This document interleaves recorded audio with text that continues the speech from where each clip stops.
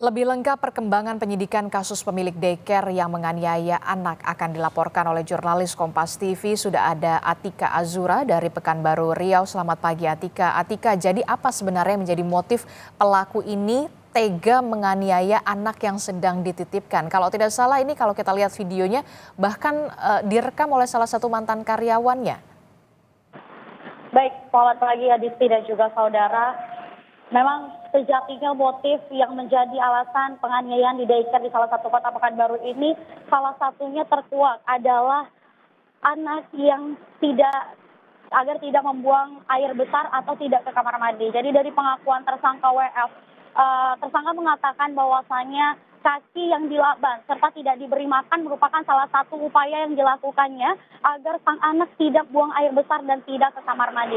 Namun alasan ini tentunya tidak bisa diterima oleh pihak kepolisian dan sampai sejauh ini sudah ada 5 orang saksi yang terus diperiksa agar pihak kepolisian Polresta Pekanbaru dapat mengetahui lebih lanjut apa motif dibalik dari penganiayaan ini.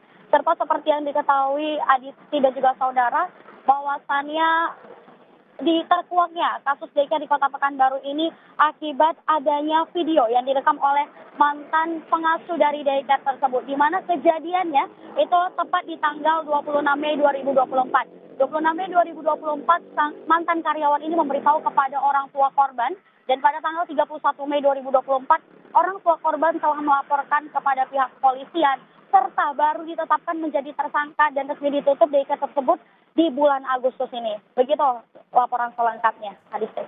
Iya, itu jadinya laporannya itu bulan Mei, tapi baru ditetapkan sebagai tersangka pemilik daycare-nya ini di bulan Agustus, begitu ada jeda 3 bulan. Nah, kalau kita melihat daycare tempat penitipan anak tersebut, informasinya benar tidak berizin dan sudah berapa lama ini beroperasi? Baik Adisti dan juga saudara, untuk izin operasi sendiri memang sejauh ini dari pihak kepolisian Polresta Pekanbaru serta dinas terkait, termasuk dinas pendidikan mengatakan bahwa daycare tersebut tidak berizin, dan untuk operasi sendiri kami belum mengetahui secara pasti kapan daycare ini berdiri. Yang jelas dari hasil pemantauan Polresta Pekanbaru memang terbukti bahwasannya daycare yang berbentuk seperti rumah ini belum ada izin sama sekali. Untuk itu Kak Seto sebagai Ketua LPAI juga mengatakan kepada Dinas Pendidikan untuk segera menutup daycare yang tidak berizin sehingga tidak ada terjadi kesalahan dan juga penganiayaan seperti ini kembali terjadi di Kota Pekanbaru, baik itu di Indonesia. Miris sekali ternyata daycare yang tempat lokasi tersebut tidak berizin, bahkan ada satu anak yang menjadi korban. Apakah polisi juga membuka posko aduan, kemungkinan masih ada korban-korban lainnya yang kemudian menjadi tindakan dugaan kekerasan ini?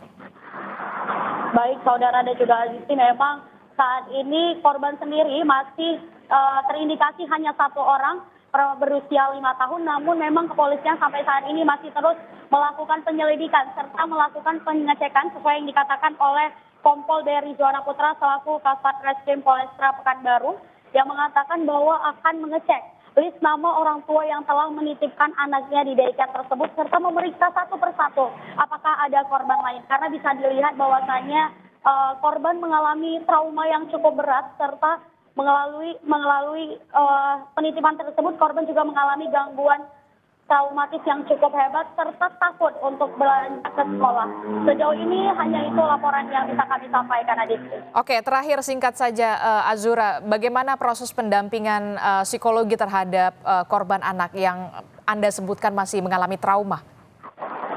Baik Adisti, untuk penanganan korban sendiri saat ini LPAI Indonesia termasuk ketua yaitu Kak Seto telah turun tangan langsung ke Kota Pekanbaru untuk meninjau bagaimana keadaan sang anak, karena bisa dikatakan bahwasannya jangan sampai korban bisa dilupakan karena teganya perbuatan pelaku tersebut. Mungkin untuk pendampingan sendiri dari laporan yang kami dapatkan dari Kasat Reskrim Polresta Pekanbaru, mereka akan melakukan pengecekan psikologi secara mendalam terhadap anak tersebut sehingga itu juga bisa nantinya menjadi titik berat dalam melakukan penentuan hukum dari sang tersangka.